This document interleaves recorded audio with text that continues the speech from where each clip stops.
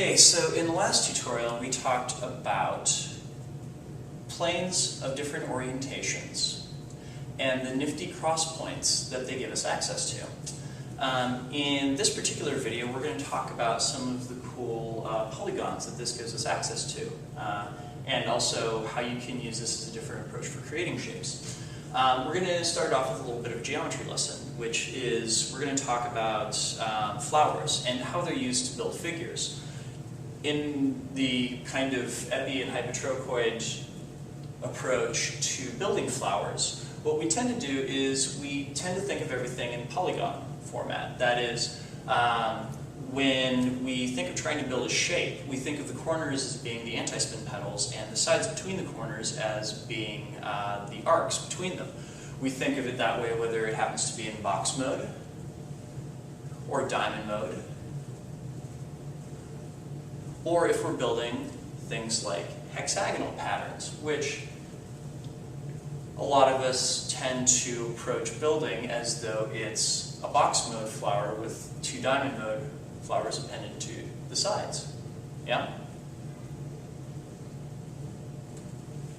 So when we build up shapes this way, we essentially take these 6 points, we're connecting them with lines,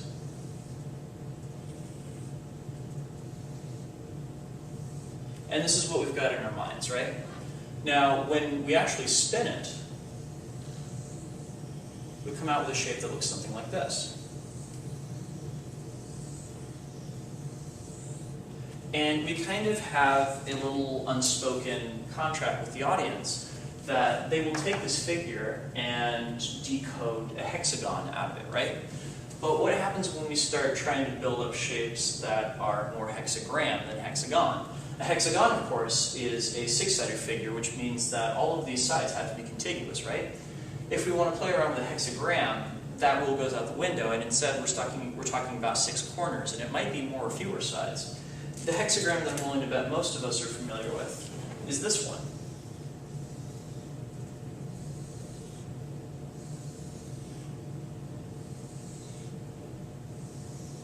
It's also frequently called the Star of David, and it appears in the iconography of a lot of cultures around the world.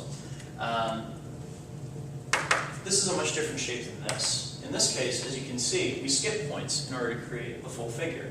We still have our 6 corners, but the number of sides is slightly changed. In fact, this now becomes 2 different polygons that are superimposed upon each other, rather than a single polygon like that shape is. But wait, you say, we can create this shape with poi. Yes, absolutely. We do it by taking 2 triquetras and superimposing one on top of the other. They kind of coexist in this way. And once again, when we create that shape for the audience, what we're really building is something that looks more like this.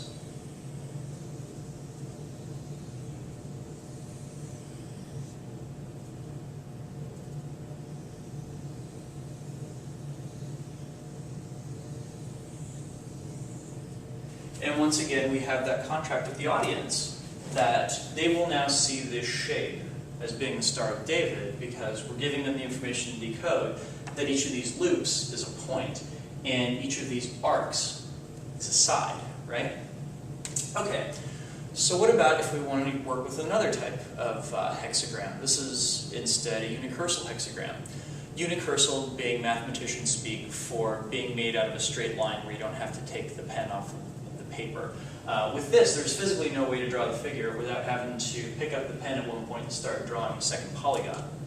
If instead, however, we draw out the hexagram like this,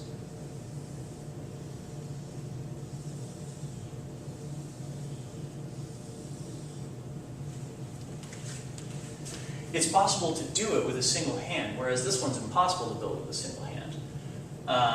This, however, creates a problem for us because, as you'll note, if this side is an anti-spin, when we come up to this side, it becomes an extension on the way back around, right?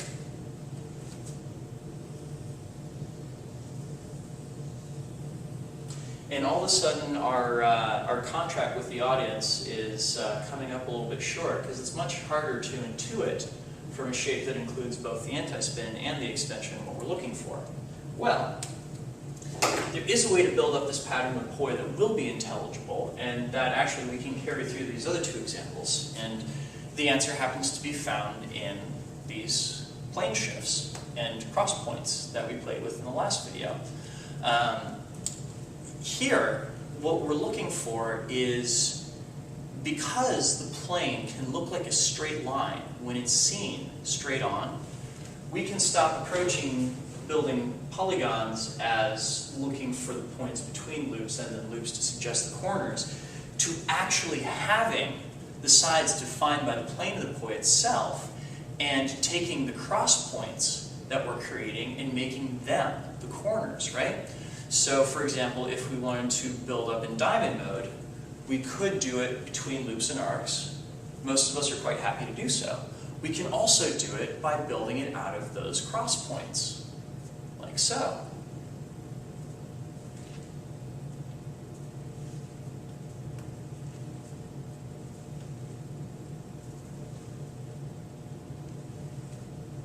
Crazy, huh?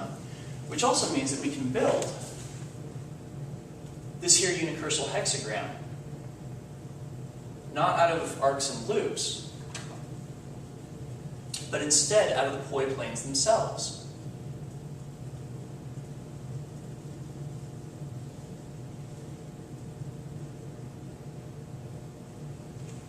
In which case, if we're looking at it straight on, we can create that unicursal hexagram first by lining up the poi plane to point here, then down here, then up, then down, then up here, then down, then back up straight.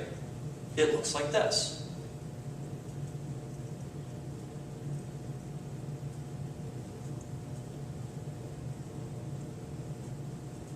And especially if you're spinning with fire or glow, the persistence of vision effect is going to be such that you're actually going to see the trails coming together to form that polygon for you.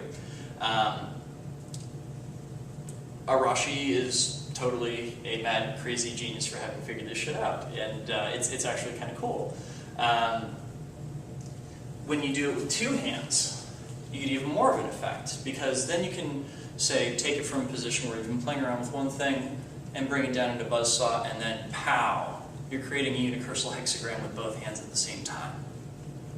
And once again, you can pull yourself back out of it into our traditional epitrochoid or hypotrochoid form of doing things.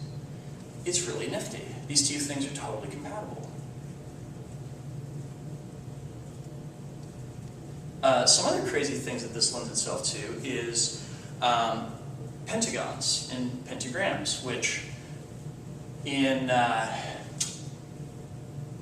traditional epi and hypotrochoid fashion, we have to create a pentagram out of two rotations of the hand, whereas when we're doing it with planes,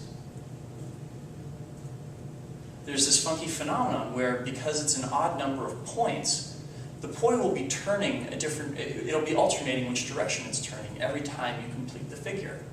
Crazy, huh?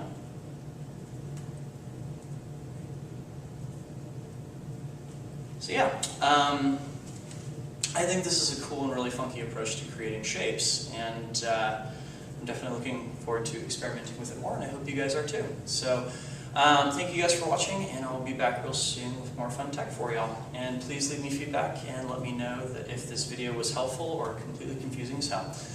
Thank you guys, and have a great week. Peace.